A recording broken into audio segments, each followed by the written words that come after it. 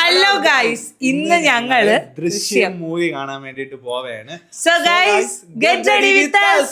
ഞാൻ ഇന്ന് ഇടണതാ ഈ ഒരു ജംപ് സ്യൂട്ട് ആണ്. സത്യം പറഞ്ഞാൽ ഇത് ഏത് വഴി കൈയും കാലും കയറ്റണമെന്ന് എനിക്ക് അറിഞ്ഞൂടാ. കാരണം ഇതുവഴി കൈ കയറ്റാം, പക്ഷെ കാല് ഇതിനകത്ത് വേറെ സിബോ ഒന്നുമില്ല. ഇൻ കേസ് നമുക്കൊന്ന് വാഷ്റൂമിൽ പോകണമെങ്കിൽ പോലും എനിക്ക് അറിഞ്ഞൂടാ എങ്ങനെ ഊരിയിട്ട് പോവുമെന്ന്. ആൻഡ് ഇതാണ് ഇട്ടുകൊണ്ട് പോണത്. ഓക്കെ, എനിക്ക് വാഷ്റൂമിൽ പോകില്ല എന്നുള്ള വിശ്വാസത്തിൽ ഇത് ഇട്ടുകൊണ്ട് പോവാം. ഗൈസ്, ഇതൊരു അമീബ പോലത്തെ ഒരു ഗ്രേ കളറിൽ വരുന്ന ഒരു ജംപ് സ്യൂട്ട് ആണ് ഇടണതേ. ഞാൻ ഇന്ന് ഇടുന്നത് ഈ പ്രിന്റഡ് ഷർട്ടും ഈ ഒരു ഡെനിം പാന്റും ആണ് ഇടുന്നത്.